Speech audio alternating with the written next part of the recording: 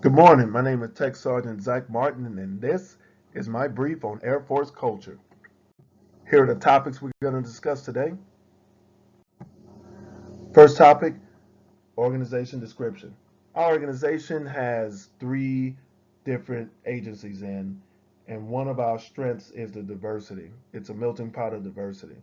We have different job knowledge, different problem solving skills. All of that contributes to mission success at the largest en route location in the DoD in the world. We're a 24-hour agency. We're fast paced, and to paint a picture for you, it's kind of like the New York Stock Exchange with a whole bunch of screaming and everything going across each other's cubicles. But all of this is necessary for mission success. So, what type of environment that do we have? We foster a high trust environment. We take care of our people. We're constantly making sure people have something for lunch. We foster that family oriented environment. So, what is trust? So, what is trust? We hear that a lot. So, according to Stephen Covey in the book Speed of Trust, and I'm quoting, trust is the act of building credibility based on two factors, character and competency. With character being based on integrity and intent, and competency is being based on capabilities and results. So, what does this have to do with us? For example, because of our family atmosphere, when a person walks in, they're going to like that and they're going to want to be a part of it. So, what they're going to do, that's going to empower them to develop that integrity of upholding their responsibilities and getting their training done and asking questions if need be. And it'll also showcase their intent to maintain this because they know we'll take care of them and we'll whatever we ask of them, we have no problem reciprocating that back. So, competency. Why is this important? In our current mission, we don't have time for mistakes. We have to have accurate and fast information.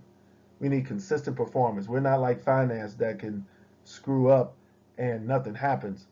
If we do something, because of all the training we received, it'll create ripples and that tidal wave will come back in crashing down from leadership.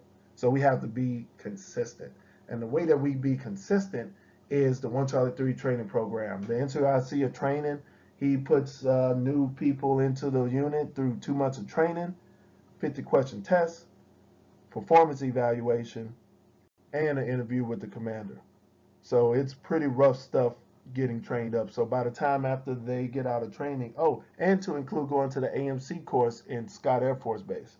So by the time they get out of training, they're at a higher level than your normal career field when it comes to being certified. Describe healthy and unhealthy elements of my organization. First, we're going to go with the healthy. Working day to day on the console, we have to have open as many as 5 displays in order to do our job.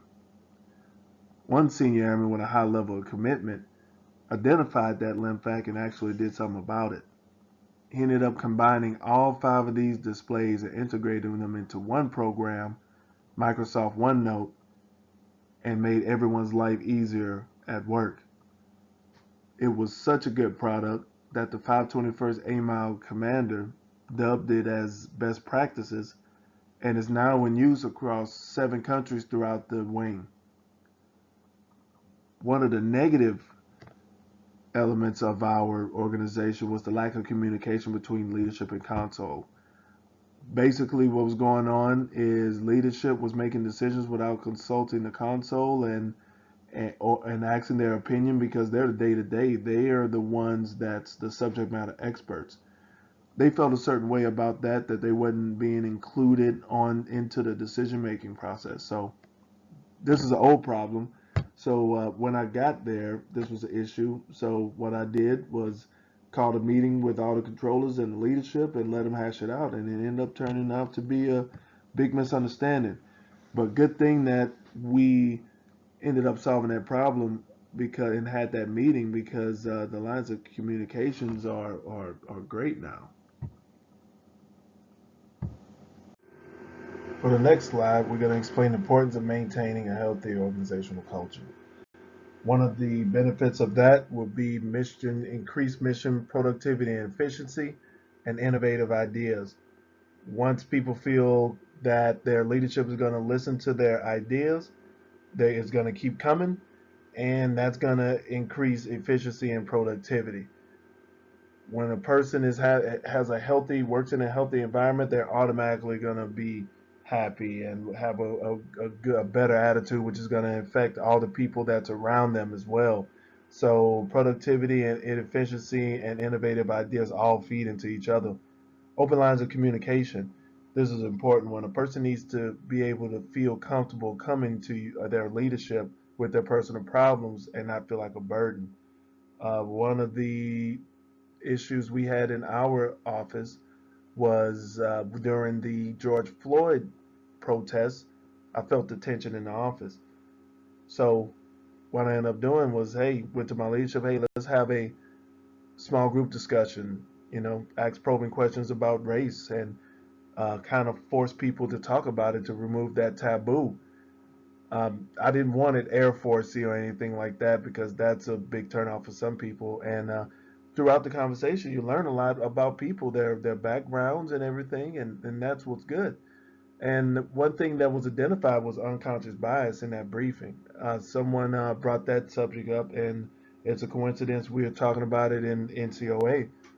Basically, unconscious bias is knowledge that you picked up through your life, through stereotypes or any type of beliefs that you may have seen somewhere that you unconsciously act upon. So we came up with a